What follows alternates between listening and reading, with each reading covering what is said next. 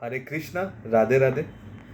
देवाघरी जाताना हात रिकामा नसावा असे संत सांगतात. आयुष्याच्या शेवटी जो मुक्काम असतो तो आपण पाहिलेला नसतो. मृत्यूनंतर आपण देवाघरी जाणार असं आपण म्हणतो. ज्याला आपण पाहिलेलं नाही त्या देवावरती श्रद्धा मात्र आपली नक्की असते. पहिल्याची जॉईंट फॅमिली होती. आत्ताची जॉईंट फॅमिली नसल्यामुळे प्रत्येक जण हा वेगवेगळ्या ठिकाणी राहतो. म्हणजे आपले रिलेटिव्ह जे असतात ते इतर ठिकाणी इंडिव्हिज्युअली रूम्स स्वतःच्या फॅमिली बरोबर ते राहत असतात. आपण कधीतरी त्यांना भेटायला गेलो तर खाली आत रिकाम्या हाताने आपण त्यांच्याकडे जात नसतो. तर जेव्हा आपण कुटुंबियांकडे जेव्हा रिकाम्या हाताने जात नाही, तर ज्या परमेश्वरावरती आपली श्रद्धा आहे, ज्या परमेश्वराची आपण रोज पूजा करतो, ज्याची आपण रोज उपासना करतो, ज्याच्यावर विश्वास आहे, त्या परमेश्वराच्या घरी जाताना आपण खाली हात कसं जावं असं संतांनी विचारलेलं आहे. म्हणून जमेल तेव्हा पुण्यकर्म केली पाहिजे, कारण की चांगले कर्म केले पाहिजे. तेच चांगले कर्म म्हणजेच पुण्यकर्म, सत्कर्म. आणि तेच सत्कर्म ही आपली शिदोरी आपल्याला परमेश्वराकडे घेऊन जायची आहे. कारण किती करशील भरवसा तू या नरदेहाचा, तुला कळा नाही फटका या यमाचा. तर आपण आपलं भौतिक जगात जगत असताना आपण इंद्रिय तृप्ती करत असतो. हाताला जेव्हा हाताला एका प्लेसवरती आपण खाजवत राहिले नाही, म्हणजे इंद्रिय तृप्ती करत राहिले नाही, अखेरमध्ये ब्लड हे येतच. तर तसंच आपण कितीही इंद्रिय तृप्ती केली तरी पण आपल्याला हे दुःख आपल्याला भेटतंच. कारण की संत सांगतात या जगामध्ये कोणीही सुखी नाही. राजाचा मुलगाही सुखी नाही. भले त्याला 4 वेळचं खाणं भेटत असेल, परंतु खाण्याच्या व्यतिरिक्त सुद्धा आयुष्य आहे असं संत सांगत असतात. मृत्यू हा कोणत्याही वयामध्ये येतो. मृत्यू ना कधी राजा पाहतो, ना रंक पाहतो, ना गरीब पाहतो, ना सुखी दुखी, श्रीमंत उच्च नीच, कोणताही जाती धर्म बघत नाही. तो कधीही कोणत्याही क्षणी तुमच्या समोर हा उभा असतो. कारण की यमाने जेव्हा वॉरंट काढलं तर त्या वॉरंटवरती साईन करून कोणीही मुफा मिळवू शकत नाही. झोपताना आणि जेवताना कधीही आपल्याला उठवू शकतो. आपण कोणत्याही प्रकारचं कारण नाही सांगू शकत की आज माझी व्यक्ती घरी नाही आहे तर तुम्ही आज घेऊन जाऊ नका. आज आता मी जेवायला बसलो आहे तर तुम्ही मला आता उठवू नका, जेवल्यानंतर मला घेऊन जावा. मी आता झोपेत आहे, आता मी पाणी पित आहे, आता मला उठवू नका, नंतर मला थोड्या वेळाने घेऊन जावा, असं तिथे त्या क्षणाला काही चालत नाही. जेव्हा वॉरंट येतो तेव्हा डायरेक्ट येतं.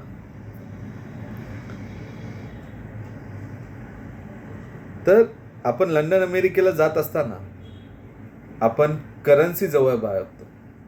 ते पॉन्ड्स या डॉलरच्या रूपामध्ये असते. तसंच आपण परमेश्वराकडे जाताना पुण्यकर्म ची जी करन्सी असते, पुण्य करन्सी, ती आपल्याला घेऊन जायची असते. ही जाणणी वृद्धपणी या म्हातारपणी सुद्धा होत नाही. कारण की जेव्हा म्हातारपण आल्यानंतरही सुद्धा आपण अमर झाल्याचा जो पट्टा असतो तो घालून फिरत असतो की मी अमरच आहे, मी कधी मरणारच नाही. मी एक एक्झाम्पल सांगतोय की 99व्या वर्षी सुद्धा अक्कल येत नाही की आता माझा अंत आलेला आहे, तरी सुद्धा तो भौतिक गोष्टींना, तरी सुद्धा तो प्रपंचाला कुठेतरी जखडून पकडून ठेवलेलं असतं. 99व्या वर्षी, आताचं तर हे कलियुग आहे, तर 50 तरी आपण खूप जगलो तरी खूप मोठी गोष्ट आहे. पण 50व्या आता 99व्या वर्षी सुद्धा लोकांना म्हातारपण आल्यानंतरही त्यांना एवढं समजत नाही की आपण प्रपंचाला अजूनपर्यंत जखडून ठेवलेलं आहे.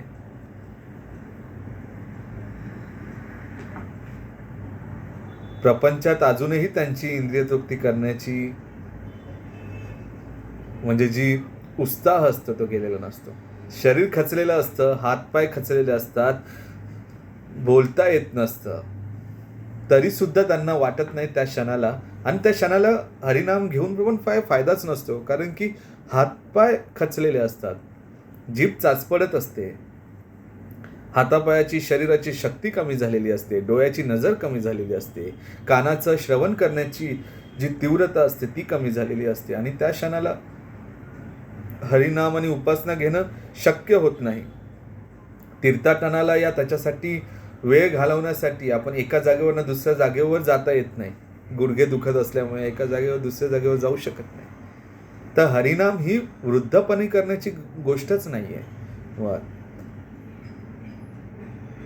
संतांनी सांगितलंय की ती तरुणपणी करा, कारण की तरुणपणीच आपल्या हातापायाची ताकद असते, आपल्या अंगाची शक्ती असते. ती कमी होण्याआधीच आपल्याला नामस्मरणामध्ये, हरिस्मरणामध्ये, कारण की हीच आपली पुण्यकर्म असतात, हीच पुण्यकर्माची जोड असते जी आपल्याला संरक्षण आपल्याला देत असते. हीच ताकद आहे जी आपल्याला संरक्षण देते. म्हणजे मृत्यू आणि अपमृत्यू. अपमृत्यू म्हणजे कोणतीही घटना, मृत्यू म्हणजे ती डायरेक्ट होते. अपमृत्यू म्हणजे जी कोणतीही घटना होत असते आपल्याबरोबर, म्हणजे ॲक्सिडेंट होतो या काहीतरी कोणत्या तरी गोष्टीने आपला मृत्यू होत असतो. ॲक्सिडेंटने म्हणा, या कोणता तरी अपघात होतो आपल्या रस्त्याने जाताना, या कोणत्याही पद्धतीचा आपल्याला मृत्यू होतो. आपल्यावरती काहीतरी कोसळेल, या आपण कुठेतरी पडू, कुठेतरी धडपडू,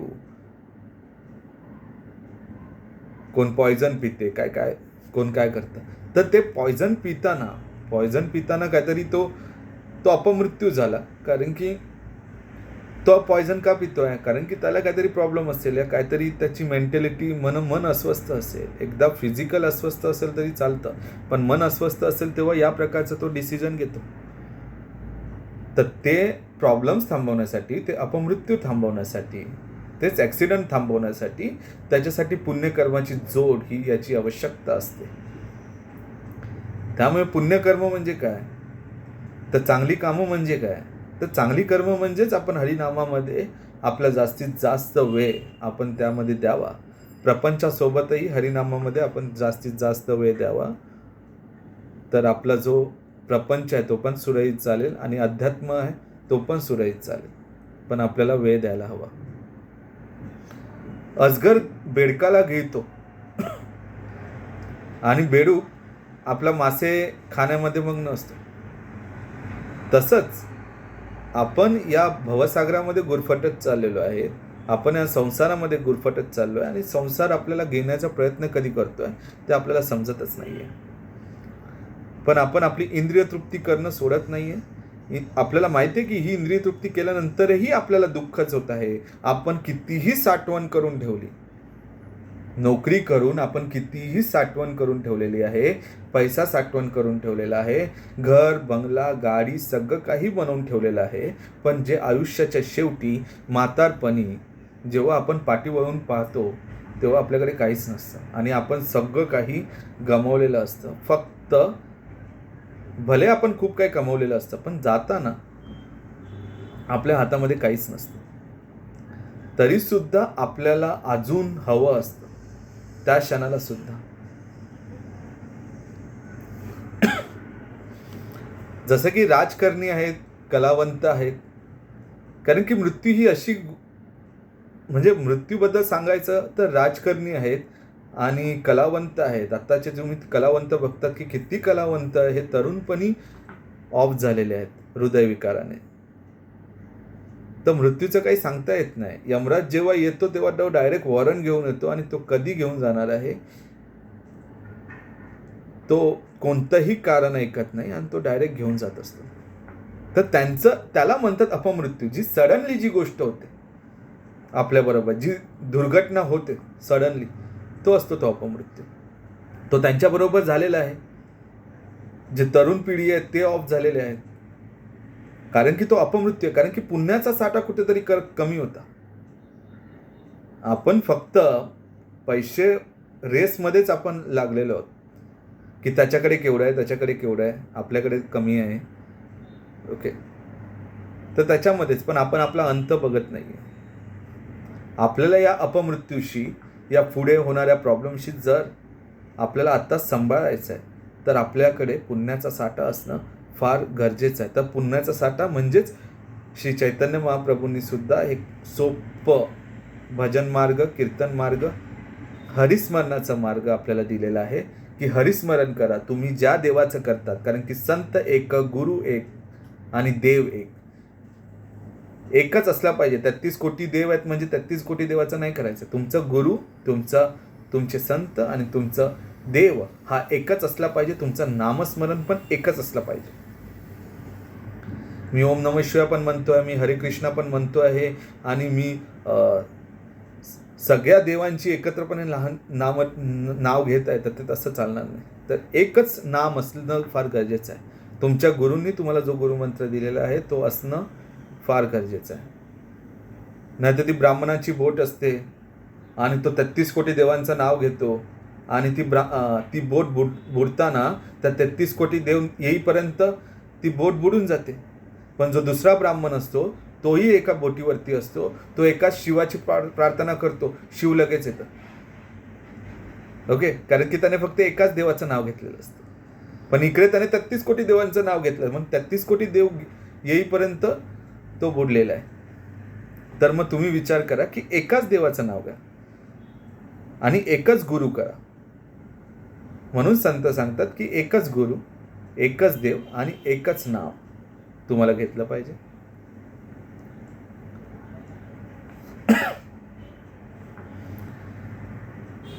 नाही भरवसा या घडीचा रे, अभिमान धरीसी कोणाचा. यासाठीच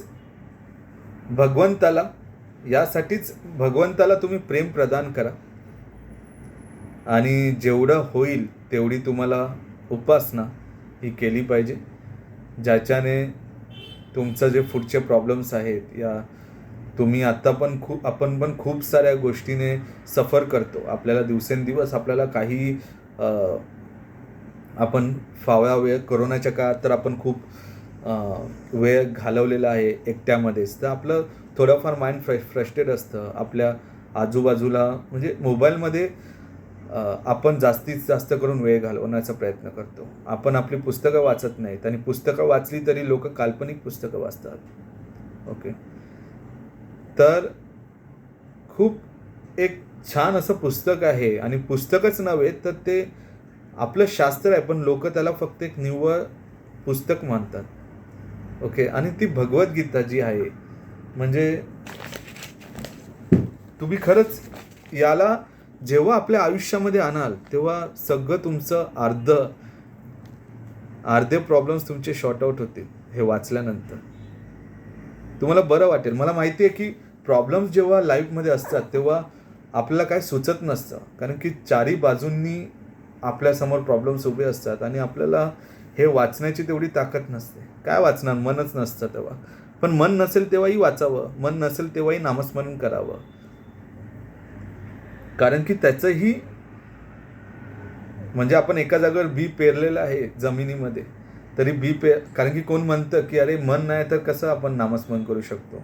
ओके, कारण की मन एकीकडे, देह दुसरीकडे, तर फायदा काय. म्हणजे देह एकीकडे आणि मन दुसरीकडे, म्हणजे देहानेच घेतो आणि मनाने घेत नाही आहे नामस्मरण, तर फायदा काय. आणि वाचून सुद्धा काय फायदा.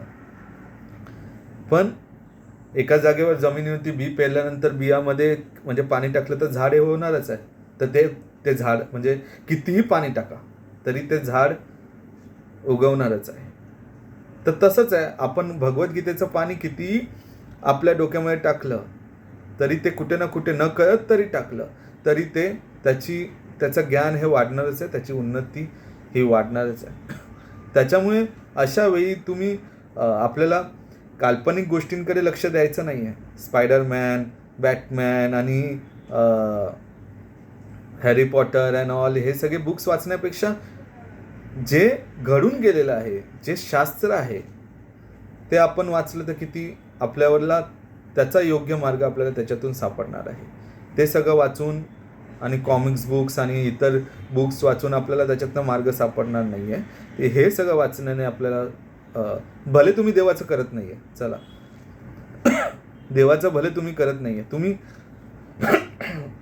जे मोटिवेशनल व्हिडिओज असतात पण ते कोणाचे, जे ज्यांच्याकडनं आपण आदर्श घेऊ शकतो, जसे काही प्रकाश आमटे आहेत, सिंधुताई सपकाळ आहे, ज्यांनी आयुष्यामध्ये आपल्या बहिणाबाई चौधरी आहेत, नंतर सुरेश भट आहेत, म्हणजे यांनी जी कविता रचलेल्या आहेत, यांनी जे कविता रचताना एक काव्यरचना आहे यांनी जी केलेली आहे ती प्रचंड प्रमाणात आपल्या लहानपणी बहिणाबाई होत्या, म्हणजे त्या किती त्यांनी ज्या रचलेल्या काव्यरचना आहे त्या खूप सुंदर आहे. त्यांनी ते उपभोगलेले आहे आयुष्य, आणि ते दुसऱ्यांना सांगतात आहे की आम्ही पण असा त्रास बघितला त्यांच्या काळामध्ये, त्यांनी तेवढा त्रास सहन केला, तर तुम्हालाही तेवढा त्रास आत्ता नाही आहे आपल्याला.